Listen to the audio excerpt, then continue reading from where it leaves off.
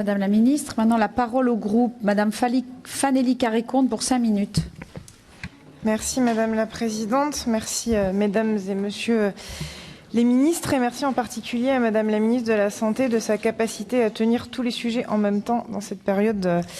pour le moins dense. 3 éléments que le groupe socialiste souhaiterait souligner en introduction.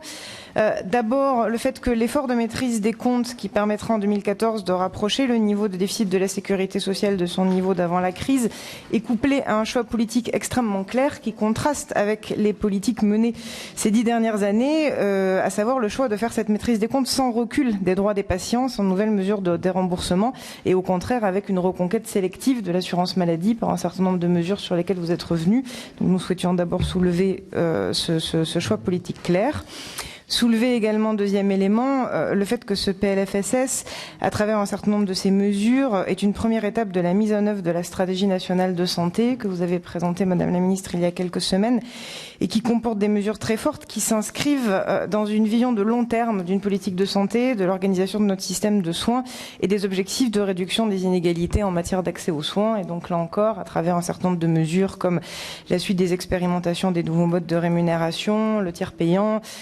la réforme de la T2A, la complémentaire santé, etc. On est vraiment en lien avec ces objectifs de vision politique sur la stratégie nationale de santé.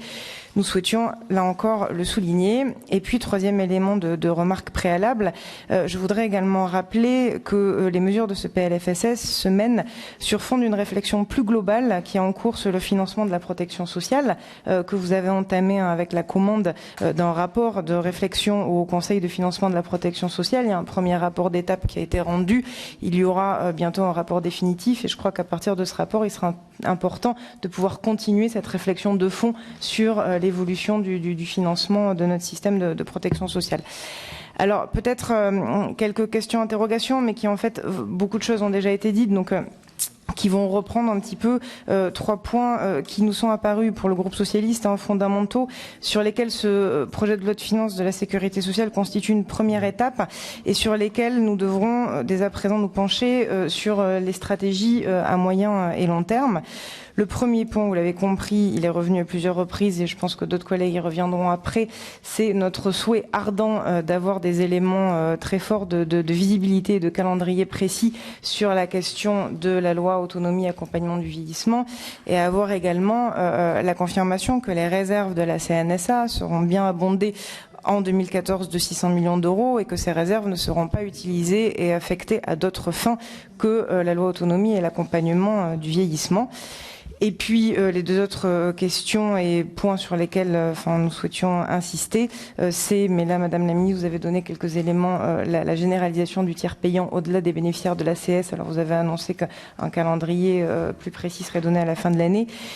Et puis dernier point, parce que vous le savez, il m'est cher aussi, la question de la généralisation de la complémentaire santé, où là encore, il y a des choses, d'abord je pense important vraiment de valoriser ce qui a été fait au 1er juillet dernier sur le relèvement du plafond CMU-C et ACS pour 750 000 personnes. Je crois qu'il faut vraiment qu'on revienne et qu'on communique sur cette mesure-là et la nécessité de réfléchir et de travailler dès à présent à aller au-delà des bénéficiaires de l'ACS pour tous les non-salariés, les retraités, les jeunes qui sont au-dessus de ce plafond et pour lesquels la question de la généralisation de la complémentaire santé continuera à se poser. Merci.